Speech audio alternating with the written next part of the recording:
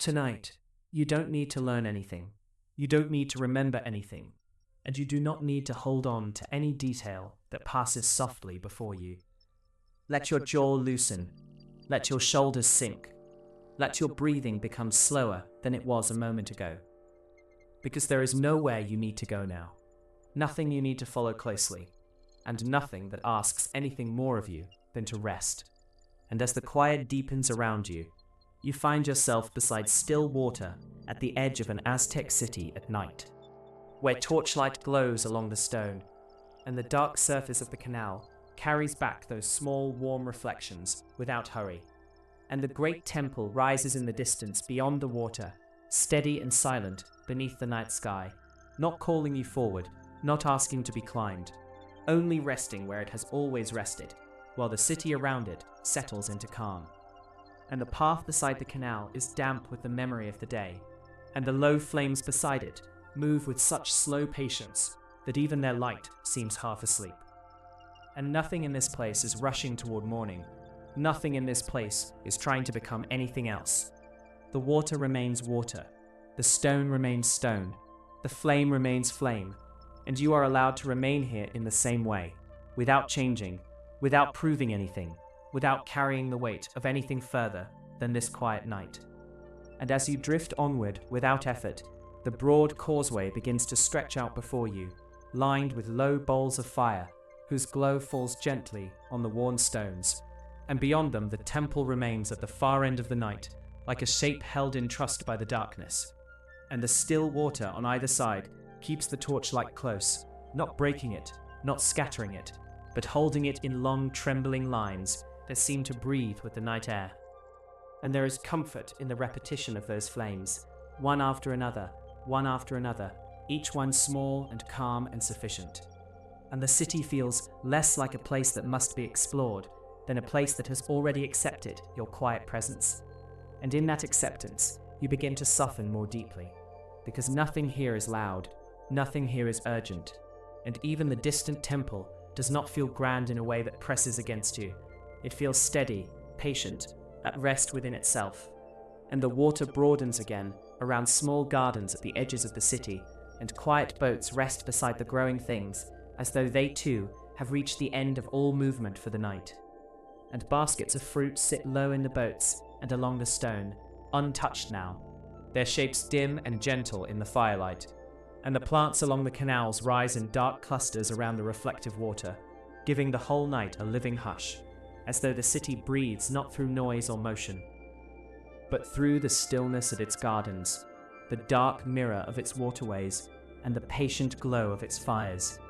And you may let your own breathing follow that same rhythm, slow, unforced, unnoticed, because there is no need to arrive anywhere quickly, and no need to hold on to the shape of each scene as it passes.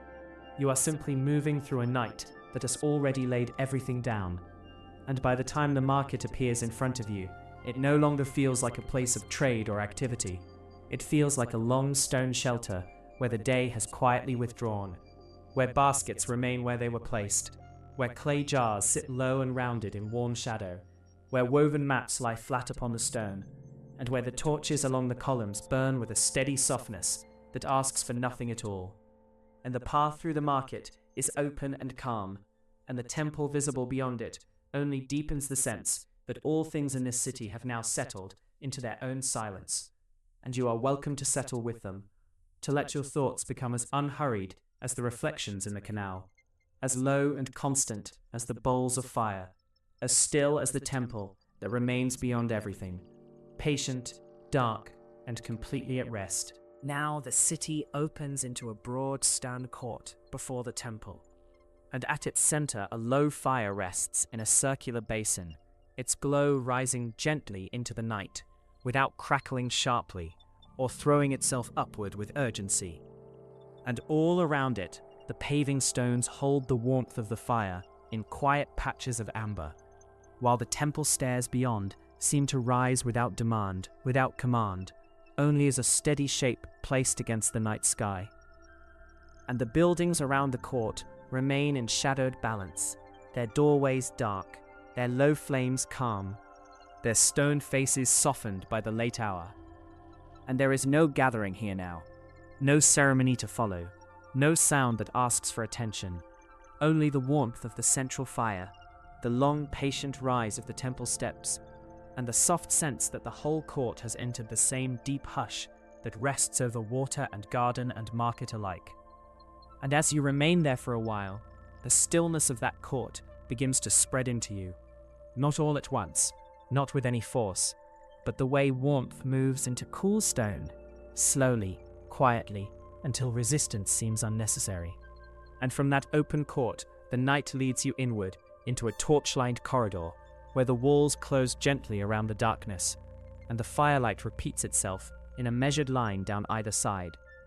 And the floor beneath you is smooth with age and calm with shadow, and the openings along the hall are dark and undisturbed, each one holding the same promise of stillness as the next. And nothing in this passage asks to be solved or understood.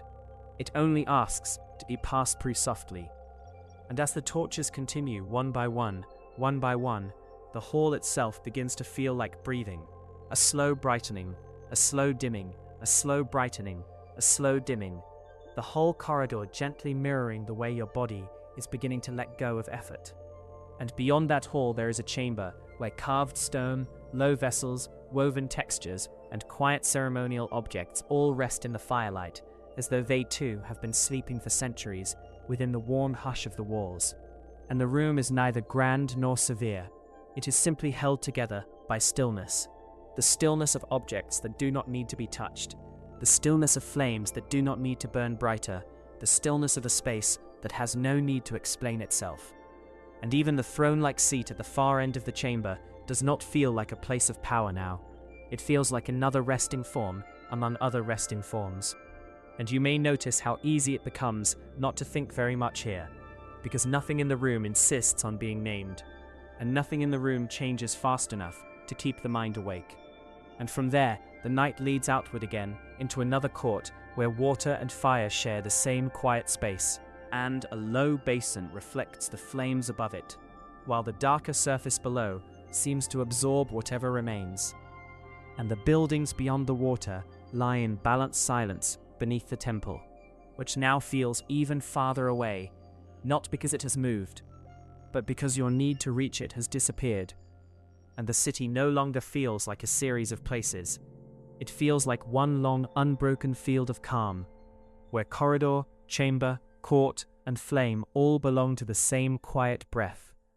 And soon you find yourself at an interior opening looking outward toward the distant pyramid, and the fire in the room before you is small and low and entirely enough, and the temple beyond the opening remains where it has always been, not nearer, not farther, simply there within the blue darkness, while the room around you glows softly with bowls, woven surfaces, and low stone walls that ask only for rest. And there is comfort in seeing a distant shape from a quiet room, comfort in knowing that a far world can remain far while you stay here in the soft circle of firelight. And if any thought still lingers, it may now loosen its hold and become lighter, because this city is not carrying anything tonight, and neither do you need to. The flames remain low, the water remains dark, the temple remains still, and everything is already enough, deeper into the night. The city begins to feel less like a place outside you, and more like a rhythm within you. And the next canal runs straight and clear between stone walls, where water flows so quietly that it seems less like motion and more like a dark polished surface, carrying back the faint light of small flames. And the temple stands far at the end of that water, softened by distance and darkness, as though the whole city has folded itself around this long reflective line, and then gone still. And the stone edges beside the canal are bare and simple. A few vessels, a woven mat, a few plants bending gently near the water. Nothing more than what is needed, nothing that calls attention to itself. And the calm of that narrow canal reaches you immediately because it asks so little, only that you look once, breathe once, and allow the stillness to continue without interruption. And from there a long causeway returns, its torches set at even intervals, so that the path itself becomes a slow chain of warm lights leading through the dark. And water lies on either side again, catching the glow in small wavering strips that move less like reflections than like sleep itself, barely stirring, barely shifting, hardly separate from the night around them. And the great stone path does not feel like a route now. It feels like a place to let the mind empty itself. Because each torch is the same quiet answer as the one before it. And the dark water on both sides keeps repeating the same calm response. And when things repeat softly enough, the mind no longer needs to chase them. It can simply rest among them. And later there is another interior room, wide and low, where mats have already been laid out near the stone floor, and shallow water lies just beyond the threshold, dark and reflective in the last torchlight. And the room seems prepared not for conversation or activity, but for stillness itself, as though the night has been welcomed inside and given a place to lie down. And the walls hold their warmth, the mats hold their shape, the low bowls of light along the sides remain patient and undemanding.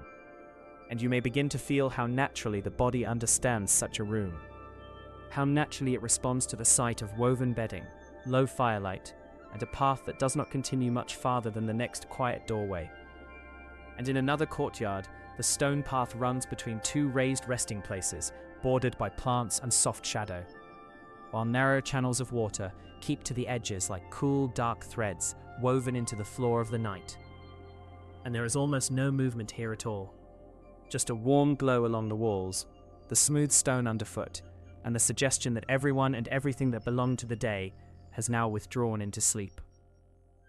And the city that once seemed broad and full now feels distilled.